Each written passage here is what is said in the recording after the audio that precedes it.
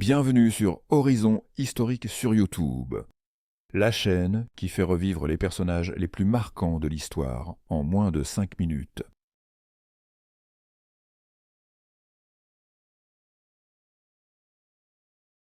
Il était une fois, il y a plus de 2000 ans, un jeune prince qui rêvait de conquérir le monde. Ce prince, c'était Alexandre. Il est né en 356 avant Jésus-Christ, dans une ville appelée Pella en Macédoine, un royaume du nord de la Grèce. Son père, Philippe II, était un roi puissant et un grand guerrier. Sa mère, Olympias, disait à son fils qu'il était le descendant des dieux. Et Alexandre, lui, croyait qu'il était né pour accomplir des exploits extraordinaires. Dès son enfance, il montra qu'il n'était pas un garçon comme les autres. Il apprit à lire, à écrire, et surtout, il devint un élève d'un des plus grands savants de tous les temps, Aristote. Ce philosophe lui enseigna tout ce qu'il devait savoir sur la science, la politique et l'art de la guerre. Alexandre était curieux de tout et voulait toujours apprendre davantage. Mais ce qu'il aimait par-dessus tout, c'était monter à cheval. Il réussit un jour à dompter un cheval indomptable, Bucéphale, qui devint son fidèle compagnon. À seulement 20 ans, il devint roi après l'assassinat de son père. Dès lors, il se lança dans un projet fou, conquérir le plus grand empire du monde.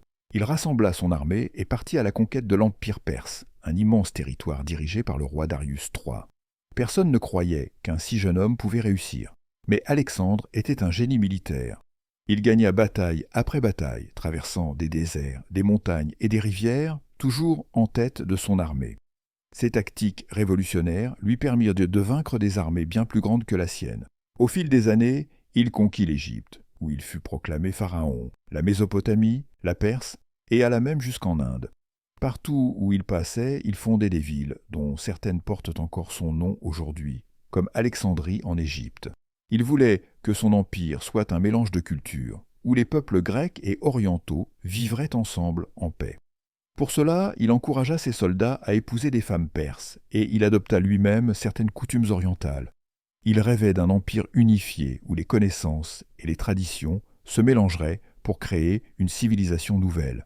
Mais cette course effrénée vers la conquête eut aussi son lot de difficultés. Ses soldats, épuisés après tant d'années de guerre, refusèrent d'aller plus loin.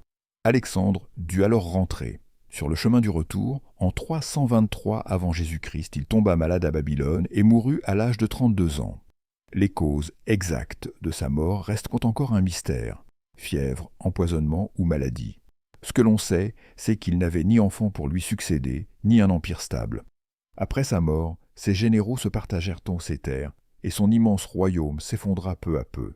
Alors, pourquoi parle-t-on encore d'Alexandre le Grand aujourd'hui? Parce qu'il a changé le monde. Grâce à lui, la culture grecque s'est répandue dans tout l'Orient, influençant la langue, l'architecture, l'art et même la philosophie.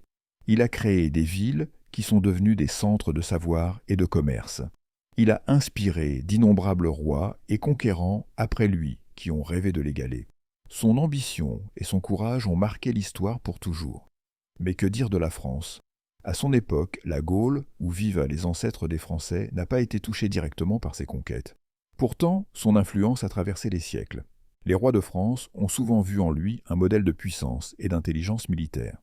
Napoléon Bonaparte lui-même, des siècles plus tard, étudiait ses stratégies pour gagner ses batailles. Même aujourd'hui, Alexandre le Grand reste une figure légendaire, un héros qui a prouvé qu'avec du courage et de la détermination, rien n'est impossible.